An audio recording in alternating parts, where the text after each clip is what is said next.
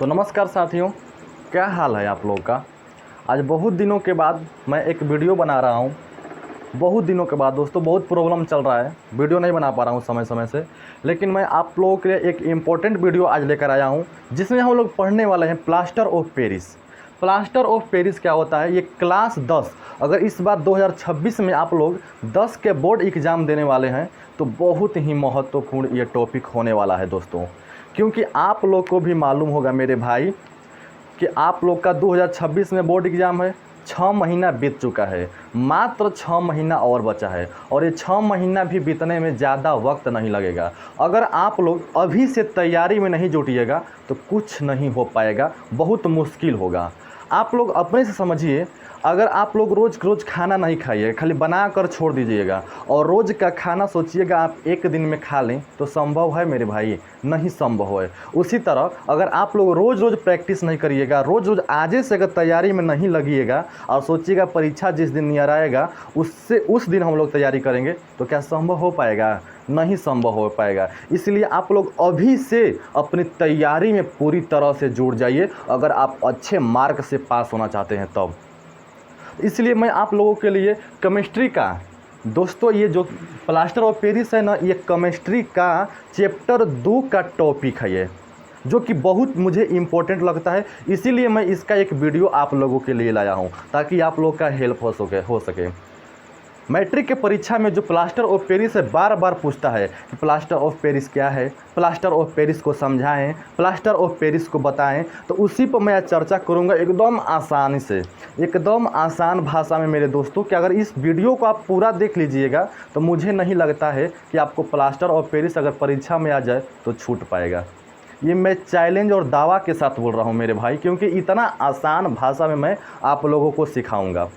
तो चलिए, वीडियो ज़्यादा हम लंबी बात नहीं करते हैं, ज़्यादा देर नहीं करते हैं, सीधे मेन हम मुद्दे और टॉपिक पर आते हैं। इससे पहले अगर आप चैनल पर नए हैं तो आप लोग को बता दें कि मैं 9, 10, 11, 12 या ऑल कोई भी जॉब की भी तैयारी कर रहे होंगे तो सब चीज़ का इसमें वीडियो मिलता है, सबका वीडियो मिलता है, हर सब्जेक्ट का वीडियो मिलेगा, हर क्लास का वीडियो मिलता है। तो आप लोग इस चैनल को अभी सब्सक्राइब कर लीजिए, बेल आइकन को प्रेस कर लीजिए, ताकि कोई भी वीडियो बनाएं तो आप स्टूडेंट के हेल्प के लिए ही वीडियो बनाया जाता है इस पर।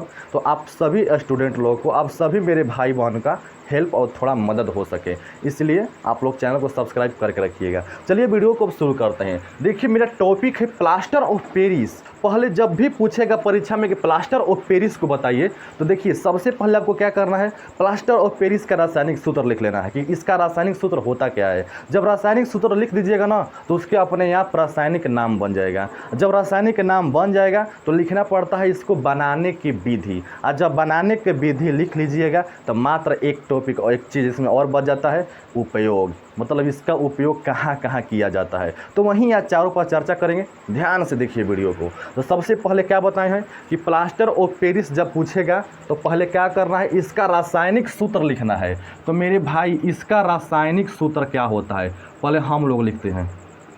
जो प्लास्टर ऑफ पेरिस है, देखें यहाँ पर लिखा हुआ है प्लास्टर ऑफ पेरिस, टॉपिक में अंग्रेजी डाल दिया heading, plaster of Paris heading डालकर आपको नीचे लिखना रहता है रासायनिक सूत्र। पहले देखेंगे प्लास्टर ऑफ पेरिस का रासायनिक सूत्र क्या होता है। तो मैं बता दूं आप लोगों को, प्लास्टर जो ऑफ पेरिस जो है ना, उसका रासायनिक सूत्र होता है CaSO4 इंटू 1/2 H2O। ये क्या है, तो रासायनिक सूत्र है किसका भाई, तो प्लास्टर ऑफ पेरिस के मेरी भाई और बहन, ये प्लास्टर ऑफ पेरिस का रासायनिक सूत्र है। ठीक है, जब रासायनिक सूत्र लिखा गया तो अब इसका रासायनिक नाम जान जाते हैं कि रसायन भाषा में इसको क्या बोलते हैं। प्लास्टर ऑफ पेरिस जो है ना, प्लास्टर मेरे दोस्तों जो हम लोग घरों में प्लास्टर करते हैं ना, उसी को प्लास्टर कहते हैं। किसी भी तरह के प्लास्टर कर रहे हैं ना, वो सब प्लास्टर में कतर जाता है। तो अब देखेंगे इसका रासायनिक नाम क्या है। तो जो रासायनिक सूत्र लिखा है ना, इसी से रासायनिक नाम बनाया जाता है। तो देखिए कैसे बनाएंगे, ध्यान से समझिए। तो कोई हड़बड़ी नहीं, थोड़ा सा वीडियो लंबी हो सकती है, छोटी भी हो सकती है, तो आप लोग वीडियो को पूरा देखिएगा, इसे भगा कर मत देखिएगा मेरे भाई। अपने जीवन के लिए, अपने ज़िंदगी बनाने के लिए, अपने अच्छे मार्क्स के लिए आप लोग को एक एक वीडियो इस पर इम्पोर्टेंट ही चुन कर दिया जाता है। तो आप लोग थोड़ा समय लगेगा, लेकिन वीडियो को पूरा देखिएगा, एकदम आसानी से एकदम अस्थाई में बताऊंगा।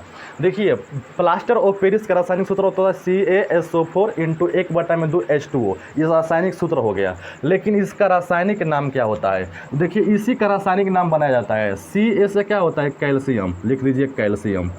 Ca से मेरे भाई कैल्शियम होता है, तो हम लिख दिए कैल्शियम। ठीक है, कैल्शियम लिखा गया।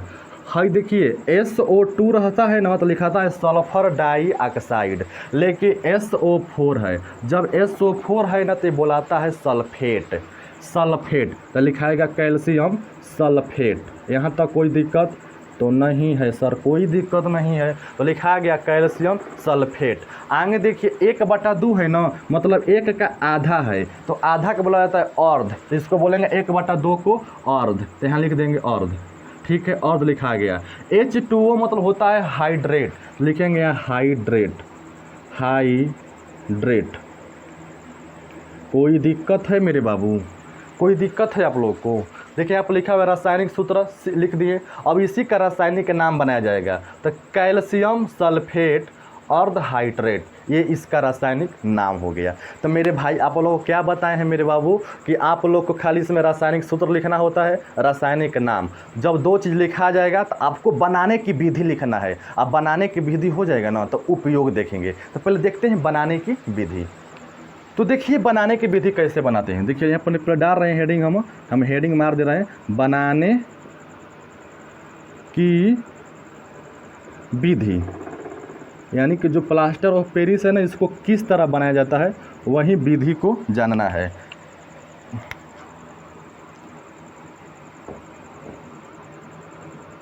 तो इसी को हम लोग इस पर चर्चा करेंगे, बनाने की विधि पर। तो चलिए देखते हैं कैसे बनाया जाता है। एकदम छोटा सा है मेरे भाई। आप लोग जिप्सम के नाम सुने हैं? जिप्सम का एक जिप्सम होता है, जिप्सम।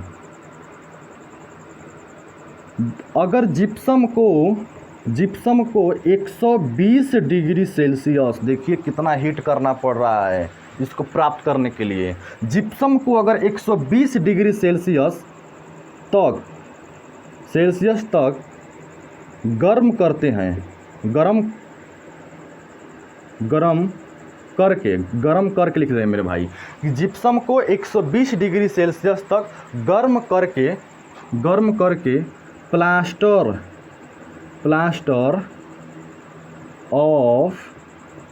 प्लास्टर ऑफ पेरिस को प्राप्त किया जाता है। क्या है इसमें भारी है? पेरिस को प्राप्त किया जाता है। अब बताइए मेरे भाई, इसमें क्या ज़्यादा है? इसको बनाने की विधि में क्या करना है आपको? याद करने में कितना समय लगेगा? 2 सेकेंड, कुछ समय लगेगा इसमें।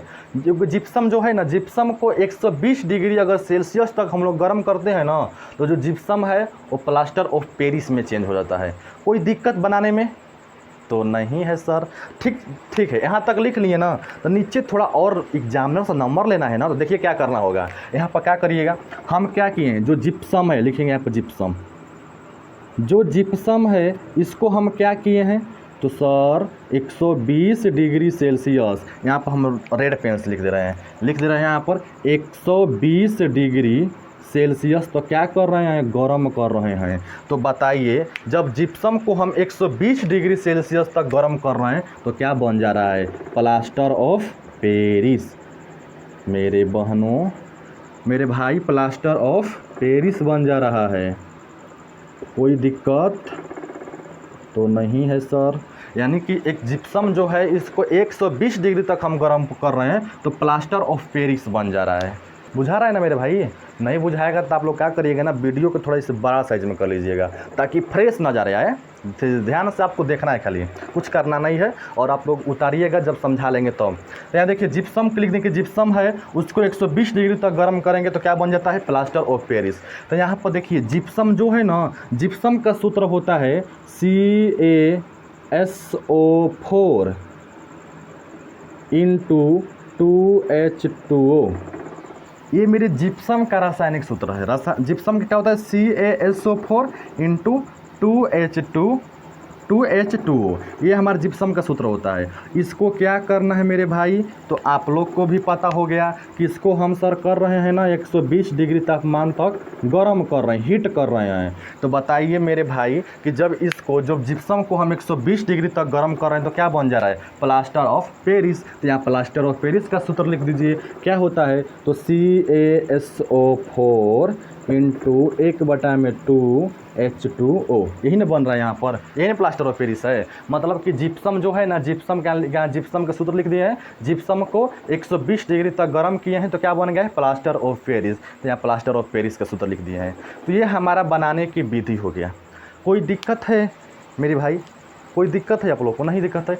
अब देखते हैं कि इसका उपयोग कहाँ किया जाता है, एकदम उपयोग भी इसी आसानी से बताऊँगा। चलो देखते हैं उपयोग क्या होता है।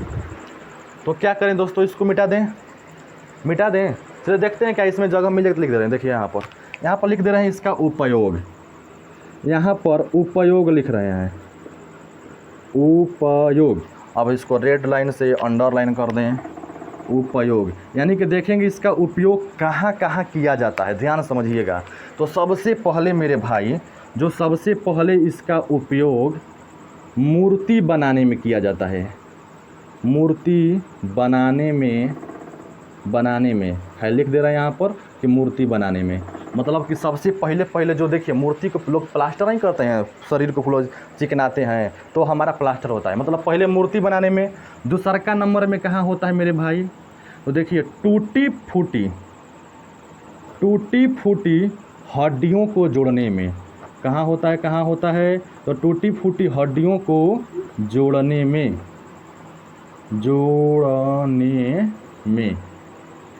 यानी कि दूसरा हमारा उपयोग कहाँ किया जाता है इसका, प्लास्टर ऑफ पेरिस का। तो जो हड्डी किसी का टूट जाता है ना, तो वहाँ प्लास्टर होता है ना, प्लास्टर, उसी को कहते हैं प्लास्टर ऑफ पेरिस। मतलब कि हड्डी जो टूटी फूटी होती है ना, उसको जोड़ने के लिए भी किया जाता है। तीसरा नंबर में बोल सकते हैं आप लोग, तीसरा नंबर में दीवारों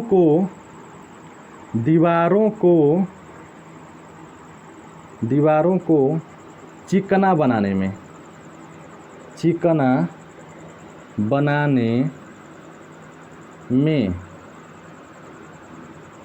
देखिए दीवार प्लास्टर होता है ना, चिकन कर देते हैं कुछ दीवारिया को, जो ईटा है ना इसको प्लास्टर करके चिकना लोग कर देते हैं। मतलब जो प्लास्टर और पेरिस का उपयोग कहाँ होता है, दीवारों को चिकना बनाने में। और कहाँ हो सकता है मेरे भाई, और एगो सोचिए, एगो सोच लीजिए, घर ही में एगो है, हाँ सोच लीजिए सर, इसका एगो उपयोग है घरों में डिजाइन बनाने के लिए भी प्लास्टर ऑफ पेरिस का प्रयोग किया जाता है। आप देखते हैं ना घरों पर जो प्लास्टर होता है उसको डिजाइन खूब मारा जाता है, तो भी प्लास्टर से ही मारा जाता है। मतलब प्लास्टर ऑफ पेरिस का उपयोग कहाँ किया जाता है, एगो देखिए हम यहीं पर लिख दे रहे हैं, यहाँ पर ऐसे करके चौथा यहाँ पर लिख दे रहे हैं, क्या करने में, तो घरों में विभिन्न प्रकार के डिजाइन बनाने में। बताइए क्या दिक्कत है, बन जाएगा क्या, प्लास्टर ऑफ पेरिस दे देगा तो आप लोग बना दीजिएगा, कोई दिक्कत नहीं होगा ना। तो नहीं सर, अब कोई दिक्कत नहीं होगा। अगर मेरे भाई आप लोगों को कोई दिक्कत लग रहा है तो कमेंट करिएगा मेरे भाई, और तोड़ेंगे ना, इसको तोड़ेंगे, जब तक आप लोगों को समझ नहीं तब तक इसको तोड़ेंगे। लेकिन मुझे आशा है कि आप लोगों को समझ में आ गया होगा, और समझ में आ गया होगा तो प्लीज़ एक लाइक करिएगा, चैनल को सब्सक्राइब तो ज़रूर कर दीजिएगा, और अपने दोस्तों मित्रों में ज़रूर शेयर करिएगा। जय हिंद दोस्तों, धन्यवाद, लव यू।